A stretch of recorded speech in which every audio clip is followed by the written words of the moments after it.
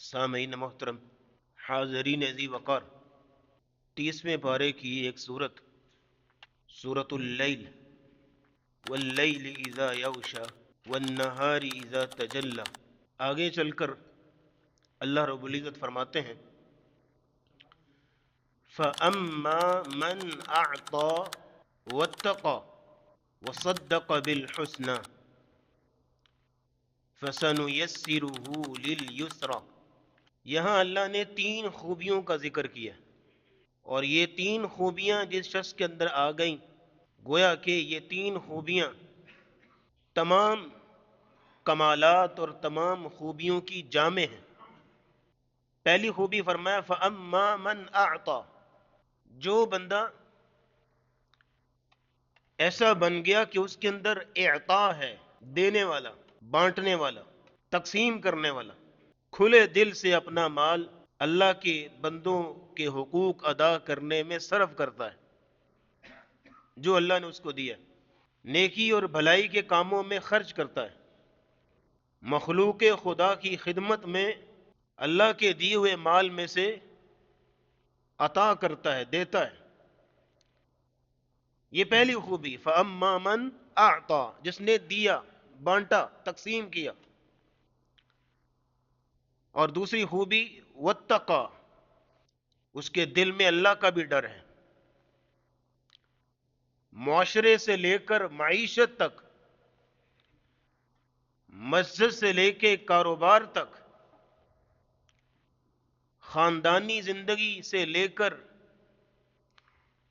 سیاسی ایوانوں تک، ہر جگہ پہ ہر اس چیز سے بچتا ہے کہ جس سے اللہ ناراض ہوتے ہیں۔ ہمہ تن ہمہ وقت اس کی کوشش یہ ہوتی ہے کہ کہیں مجھ سے ایسا بول نہ نکل جائے، ایسی کوئی حرکت مجھ سے سرزد نہ ہو جائے کہ میرا مالک عرش بری پہ مجھ پہ ناراض ہو۔ ہر وقت یہ احساس ذمہ داری اس کے اندر جاگتا رہتا ہے کہ کہیں میں کسی کا دل نہ دکھا دوں، کسی کے ساتھ زیادتی نہ کر بیٹھوں، میرا رب مجھ سے روٹھ نہ جائے۔ یہ ہے وَاتَّقَى،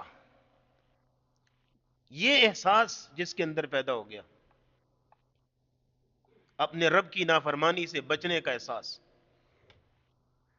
اور تیسری صفت فرمایا وَصَدَّقَ بِالْحُسْنَى، جو اللہ اور اس کے رسول کی ہر بات کو تسلیم کرتا ہے، اللہ اور اس کے رسول کی ہر بات کی تصدیق کرتا ہے، دل و جان سے مانتا ہے۔ قرآن کی آیت سامنے آ جائے، نبی علیہ السلام کی کوئی حدیث سامنے آ جائے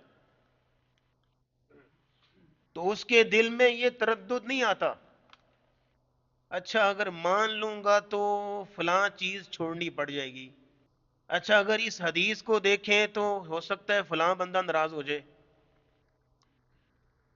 یہ آیت آ گئی ہے، اس کام سے اللہ نے منع کر دیا ہے، اس پر عمل کروں گا تو فلاں مفاد بھی چھوٹتا ہے، ایسا تردد نہیں ہے۔ جو ناراض ہوتا ہے تو ہو جائے، جو چیز چھوٹتی ہے چھوٹ جائے۔ سودی آیات سے لے کر رشوت کے احکامات، مسائل، حلال و حرام اور دیگر چیزیں، اللہ اور اس کے رسول کا حکم آ گیا، تسلیم، تصدیق، وصدق بالحسنى، تصدیق کرتا ہے، تسلیم کرتا ہے، دل و جان سے مانتا ہے کہ میرے رب کا حکم ہے، میرے نبی کی سنت ہے۔ یہ 3 خوبیاں جس بندے کے اندر آ گئیں، اس کے متعلق اللہ نے فرمایا فَسَنُيَسِّرُهُ لِلْيُسْرَى، اللہ پھر اس کے لیے نیکی کے مزید رستے آسان کر دیتا ہے، نیکی کرنا اس کے لیے آسان ہو جاتی اور گناہ کرنا اس کے لیے مشکل ہو جاتا ہے۔ اللہ ایسی رکاوٹیں کھڑی کر دیتا ہے برائی کے آگے کہ وہ شخص کسی طرح بھی برائی کا ارتکاب نہیں کر سکتا۔ لیکن نیکیوں کے اور اس کو اللہ مواقع دیتے ہیں، اسباب دیتے ہیں، وسائل دیتے ہیں۔ یہ چیز کب آتی ہے؟ جب یہ تین خوبیاں اپنے اندر پیدا کرے گا۔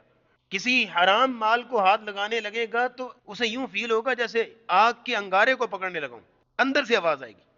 زکوٰۃ دیتے ہوئے اس کا دل نہیں دکھے گا، بلکہ زکوٰۃ نہ دینے کو وہ اپنے مال کی ناپاکی تصور کرتا ہے، اور پھر کسی بھی برائی اور کسی بھی بدی کے دروازے سے گزرتے ہوئے اس کو یوں لگے گا جیسے جہنم کا دروازہ کراس کر رہا ہوں۔ نماز اس کو بوجھ نہیں لگے گی، بلکہ اگر کسی عذر کی وجہ سے نماز میں تاخیر ہو گئی تو اس وقت تک اس کو چین ہی نہیں آئے گا جب تک کہ نماز کی ادائیگی نہیں کر لے گا۔ یہ خاص توفیق، خاص تائید اور خاص اللہ کی مدد اس کو اس وقت ملتی ہے۔ فَسَنُيَسِّرُهُ لِلْيُسْرَىٰ کا وعدہ اس وقت پورا ہوتا ہے جب یہ تین خوبیاں اپنے اندر پیدا کرے گا۔ فَأَمَّا مَنْ أَعْطَىٰ وَاتَّقَىٰ وَصَدَّقَ بِالْحُسْنَىٰ،